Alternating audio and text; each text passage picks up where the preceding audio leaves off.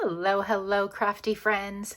Stacy here with another product review, and today we're going to walk through Everyday You and Me Scrapbooking Workshop, which I have to say, my honest review as a close to my heart maker coming over to Stampin' Up, the scrapbook workshops are definitely have that close to my heart feel coming through. The quality is getting awesome. This workshop, I'm so happy I did it. And it's kind of gave me my spark back, to be honest.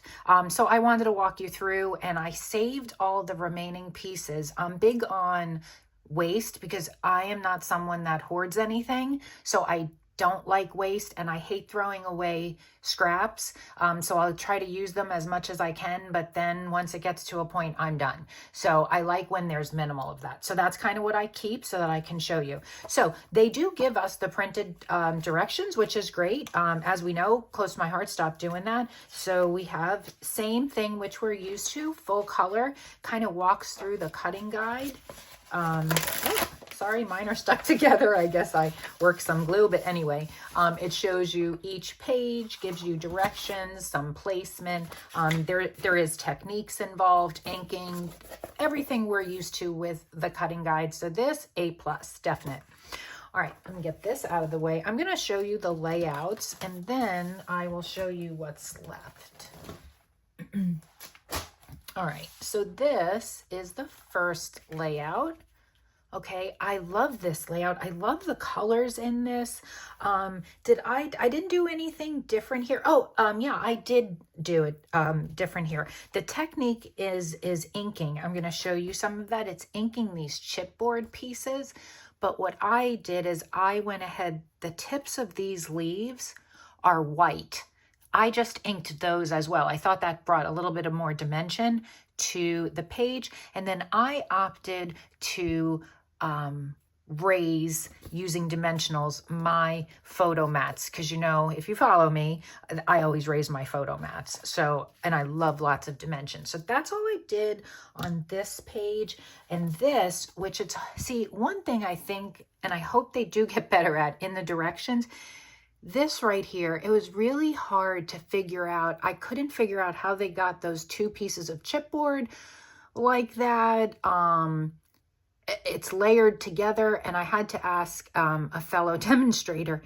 That's where I figured we had to ink the chipboard pieces. That wasn't that clear to me, and then you layer them together. So it didn't like say that on that page, but there's a tip for you for that. Okay, so that is page 1. Let's move over to the second page.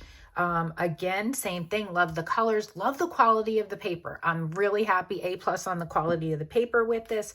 Again, we're bringing in those chipboard elements. I added in a strip of gold glitter cardstock just to add a little glitz and glam to this. Otherwise, I did nothing but raise my photo mats. Yeah, I think that's all I did here was just that. So the third, this one's kind of cool because this is the cutout from this piece, right? So that's really cool. I raised my photo mats here. I did that extra inking. Like I said, same deal here, just raised my photo mats. I think that was it. I might have used one less of these stickers, maybe, I'm not sure. But otherwise, great quality, really happy with it. Now let me show you what was left over. So here is the chipboard package. This is totally close to my heart. Totally. We all know these chipboard packs we used to get. So you do have quite a few of these left over. Not too many, but there's some hearts and flowers, so we can always use them. So that's really good. So that's a good leftover piece, but look, I'm happy. This is going right in my trash. I'm not even feeling bad. I mean, let's see, what does this say?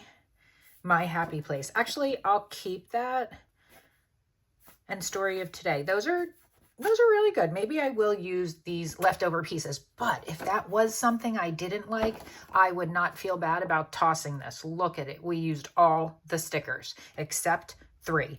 And with the pieces left over, you can definitely get a single page layout. I haven't created that because I wanted to show you what you have left over, but those of you that like to get your brain in that creative space and use what's left over, you'll definitely be able to create a companion page, you know, just an additional, because that's a great sentiment.